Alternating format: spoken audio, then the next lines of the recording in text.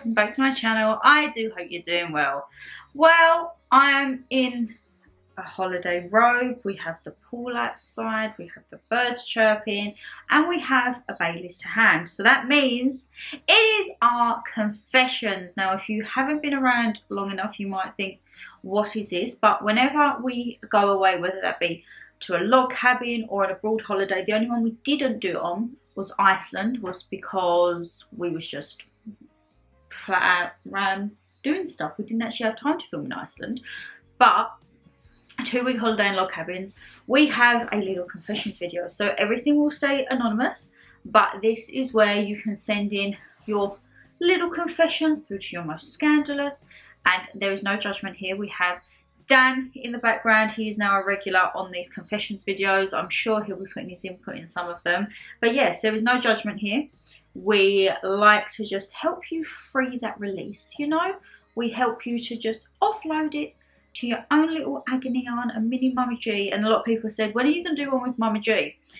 I feel Mummy G might blush at some of these. I don't know how she would be. Maybe on the moments with Mummy G, I might have to stitch her up a little and do it like as a confessions with Mummy G and see what people would confess to her.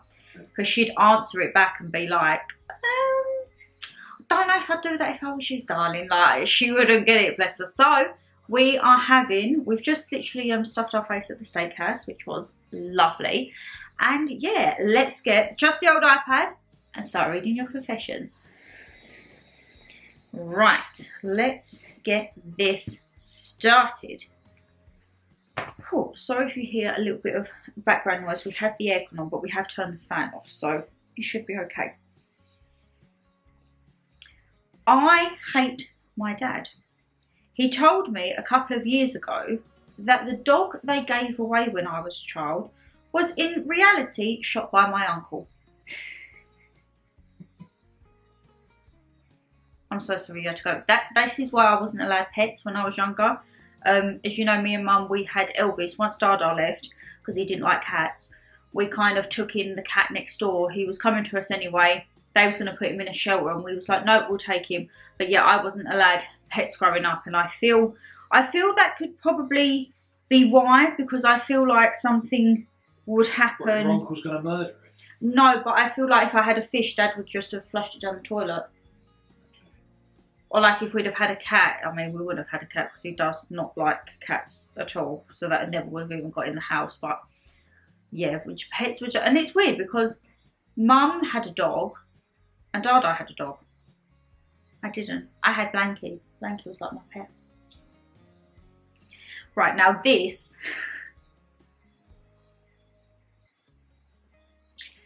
for me is just like everyday chit chat. Maybe not to this level. I have a friend at work who overshares way too much. I've reported him so many times and nothing gets done. The worst thing he's now talking about is planning to unalive his ex-wife with the details of his absence on his tape. Our management do not care, and I'm worried I'm going to be an accomplice.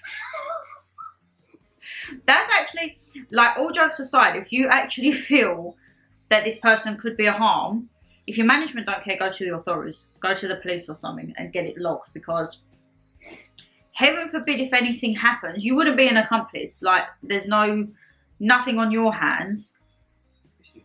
But yeah, and I mean, the fact that your workplace, I mean, well, workplaces don't really care what goes on as long as the work gets done. But this, yeah, I think you might need to speak to people above your workplace and maybe, yeah, someone in like a law firm, because that's not right. I've been friends with a guy for over 40 years, the sweetest, softest guy I know. However, last week when he was drunk, he confessed that in his 20s, he was out cold most nights on drugs and drink, and he beat a man with a fence post so severely he is sure that he unalived him. He left the guy bleeding and unconscious in the middle of winter in England. What do I do? I've now been searching to see if this man is telling the truth and there is a potential death. Just goes to show that you never know. It's always the quiet ones, isn't it? I think everyone has that moment or bit where they like snap. And he could be a changed person. You've known him for 40 years. And he's saying like in his 20s, drinking and drugs. Like maybe there was a bit of a backstory to it. I mean, a fence post is not a usual type of weapon. Unless being bullied or something. Yeah. I feel like there could be more of a context behind that. Maybe don't like completely disown him. Maybe try and find out the backstory. Because if you've known him for 40 years, to judge him for something he's done in his early 20s, I think that's a little harsh. He must have felt comfortable telling. Yeah, he's definitely trusted you to tell you that. Maybe just get a bit more of a backstory to it. I don't think it's warranted for calling the police or anything, unless, I mean, you say on here you're delving into seeing if there was murders in that year.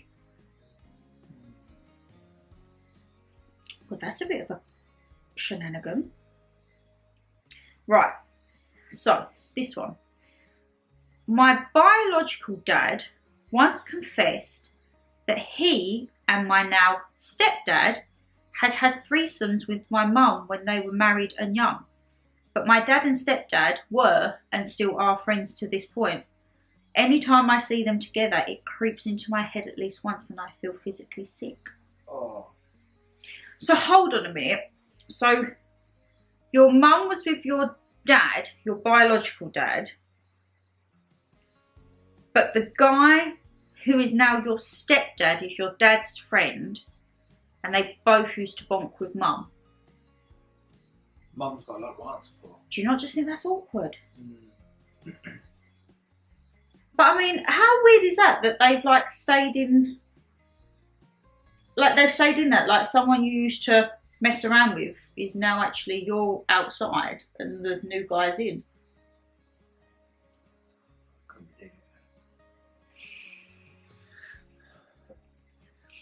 That's just, oh, that's giving me shivers just thinking about it. Like, that's weird. What? How do you find it? Drop me a message. Like, I know you say it creeps into your head and you feel sick. How do you find that? Like, your dad is your dad. Your stepdad is your dad's best friend. But you know that they've both been with your mum, or your mum's been with both of them. Possibly at the same time as well. Well, yeah, if they was having threesomes. I mean, YOLO and all that. Like, mum was clearly loving her life back in the day. Oh my God, imagine if it still happened. Would that be something like, oh yeah, back in the 80s it was, you know... 80s and 90s, psychedelic drugs, la la la la. The 70s was God. Facts. If my mum was half as caring to me as she is her dog, she'd be a half decent parent. Ouch. I just think her loss. Her loss. You don't need that. Oh wow. Right. I can always trust on some of my regulars to come through with the utter scandals, let's just say. I went away to uni, and on my first week, I found a strip of pawn shops, several blocks from our campus. They all had glory holes, so I spent almost every Friday and Saturday night on my knees pleasuring anonymous men. I loved my life. You go you. You go you. I didn't even think stuff like that was still about nowadays. I think like Amsterdam or stuff like that, is you glory holes?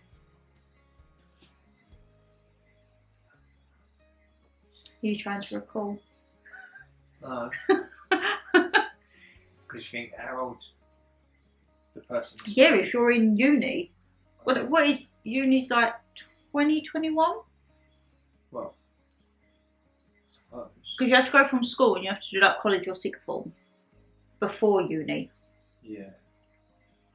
So they would be consensual age if that's what you were thinking. Of course, obviously it's down to that person and what they want to do. I didn't think stuff like that happened in England. I feel like Amsterdam and like red light district, you hear all of that and everything. Yeah. But I'm not in lost for England. words. But I mean, you do you. If you was getting something out of it, then as long as you were safe and like, that's the main thing. I think there's a sense of like not safeness with that. If there was like any altercations, or you have to be careful. You don't know who, like, well, I say you don't know who you're meeting. You wouldn't physically meet them like as a person, but yeah, I would just say like, I assume you're probably not still in uni if you're sending this to me, but as long as you were safe, we yes. Okay, so this one kind of reminds me of the one earlier with the beating of the fence post, and I feel like what you said with the backstory. So someone said, I once lost my shit with my school bully. He pushed me too far, so I took him hostage in the toilets and held a knife to his throat.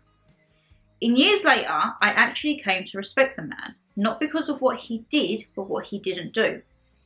If he had said a word to the teachers or reported me, I wouldn't have been able to progress my career in the army. I wouldn't have been able to do volunteer work when I left uni, and I wouldn't have been able to marry abroad. He wasn't scared, he didn't even flinch. However, he understood that he pushed me too far, and let that be the rest of those times. It was a pivotal 15 seconds of my life, and after that, nothing further happened. Because that's all you got to do with them. Flip that. But I wouldn't go to the extreme, maybe holding a knife to someone's throat. But No, you go to the extreme that you think is necessary. But as I say, like, he didn't flinch. He just... Because he understood. Like, everyone has that breaking point, and like, that's your breaking point. Mm-hmm. I'm glad you didn't get bullied anymore after that, though. I just think... But why should it get to that? I don't like bullies. And I think as you get older, you think bullies are just in school. Bullies are actually everywhere. Mm-hmm. Bullying is a part of the normal life. Yeah. Like, whether that be in your normal day-to-day, online, like, bullying, unfortunately, is everywhere. Ooh. Making sure no one's breaking into our room right there. Bullying is everywhere, and you just think, why? Because when it is everywhere, everyone's so heightened and you're on edge. What with what's going on in the world and like current climate and cost of living, you can see why people snap. Mm-hmm. And you can see why people are just like, boom, up in flames. But yeah, I'm glad you didn't get bullied anymore, and I'm glad like you got to do your volunteering work and you was able to go in the army. I slept with a guy and ended up pregnant with his baby. I told him, and I thought he would be on the same page as me and not want it, but now he is obsessed and wants me to keep it, but I don't want it. What should I do? I think that's a very hard one. So I assume it may have been like a hookup, or you know this guy and you thought it just would have been like a thank you, and obviously when you found out he's pregnant, it'd be like, nah, not really. But he's gone like a full 360, and now he's like, you're sitting there, he's obsessed and he wants you to keep it. I think you just need to have a very frank and honest chat. It's hard, he's not the one putting his body for it. That's the thing, and I think it's probably very easy for men to say, yeah, it's fine, we'll have a baby, but like the turmoil and the stress and the emotion and the hormones and everything that a woman goes through, like, no offence, a man gets a pat on the back at the end of 9 months. It's the woman who has to literally change, not just her life, but her whole body changes. And I think it's very easier said than done for men sometimes to be like, yeah, we'll have the baby, because they're not going through that ordeal. If you thought he was going to be someone who said no straight away and now he's saying yes, are you 100% sure that that is the story that's going to stick? Like, you don't want to get, say, 6-7 months and then it's like, oh, actually, no, I don't want the baby, and you're left because you didn't want the baby. I would just say honesty is always the best policy, my lovely. Honesty is always the best policy. A very blunt one, I'm addicted to porn. I feel like that's a big issue nowadays. I feel it's a very big issue, and I feel like the users are getting younger and younger. Okay. Like you hear sometimes, I'm not saying all the time, but when assaults happen on women and they question the people, they seem to have it in their head that what they see on these websites is normal life. Like that's how women want to be treated. That's how women are expected to be treated.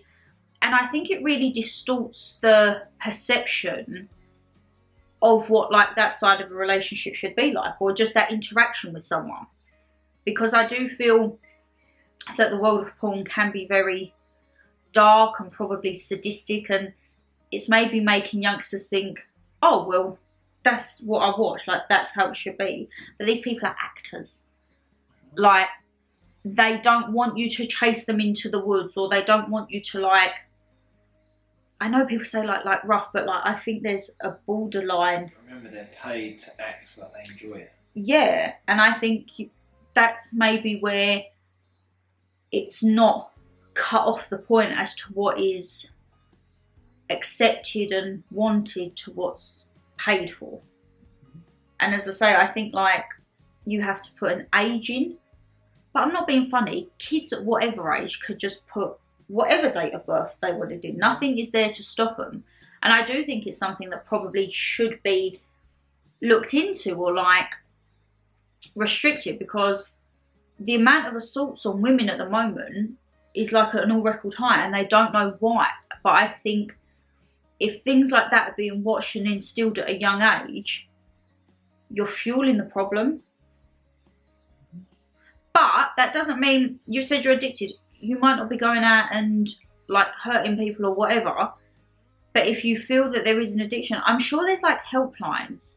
I'm sure there's something out there. I think Russell Brand had an addiction, and he ended up doing something. I mean, obviously the person might not want to. Might not want to do it. I don't know if it's on the same line as like an alcoholic. Oh, okay. So if you was to put it into like an alkies, yeah, the same day get help, which I think he did actually get help. Okay, because I do think it is a big, like, you hear quite a lot of people say they are addicted to that. I don't know. I do think, as I say, if you can say that you're addicted to that, I think that's the first step of an addiction, to admitting that you have one. But yeah, I would definitely try and see like if there is help for you out there. Let's have a look. One of my lovely says, well, before my manager got transferred to another store, he confessed his love for me, and now another colleague is blowing me kisses every time he sees me. Sounds like someone's getting chased around the workplace. At least your manager got transferred out. You haven't got to worry about that. But another colleague blowing you kisses. Send it to What HR. What is the backstory there? One of my lovely says, count me in. What is the oddest place you've ever done the deed in? I don't think we're very odd. I don't think we're odd. He's looking at me with raised eyebrows. I don't know what you think by odd. I think we're adventurous, not odd. Mm-hmm. I would say like odd is maybe like a graveyard. I think I'd be really spooked out by that. Yeah. I'd be worried someone's spirit's going to come and get me. I'd be like, oh! I don't know. I would just say we're adventurous. I wouldn't say it's odd. Probably just the basic places that most people do. What is basic places? I don't know, guys. Let me know. Someone says, morning, sweetheart. I don't have anything to confess, but I do want to say this to you. I hope you and Dan have the best time ever in St. Lucia and making memories together as a couple. Thank you. I definitely think you've met your ideal guy this time and deserve all the happiness in the world. Enjoy the rest, as you both deserve it, with the hard work you've been putting into the house and travelling back and forth from work. Can't wait to see the holiday photos. Oh, thank you very much. Thank you. That is very nice. We are having a lovely time. As you can tell, we're a little bit sun-kissed underneath. I'm a very bit sunburned, but it's all good. It's all good. One of my lovely says, not a confession, but I'm just stuck, as my fiance isn't good at budgeting. As soon as he gets paid, he's always looking at theatre shows, of which it's really annoying, as we now have a joint savings. but he always thinks about spending before the saving. I'm unsure of how to say anything as I don't want to cause an argument or say something wrong. I'm not saying I'm perfect, but I just wish he would think more before spending. I am a spender, I can't lie. I feel like in this day and age, we all work so hard, you have to have something to look forward to. Whether that be treating yourself to a purchase or in this case like theatre shows. I think that's quite nice because it seems like he's wanting to make memories, going to like shows and that. It's like time together. I like that. I would just be very open and honest and just be like, look, we've got a joint savings now. Say you have £500 a month spare. We'll put this money to one side for the savings, and then the little bit we can either do a show or put it together for a bigger show. And then that way it's a compromise. We're doing it every 3 months. Yeah, every quarter. So you could like save up for something like big. That would be cool. And then I'm ending it on a banger. I always, my lovely never fails to send them in, and I think this one will get done very laughable. We used to work with a complete biatch in a bar when I was 19. Lazy and was sleeping around the whole team, and she got away with murder. My work colleague, however, took the straw from her drink one night.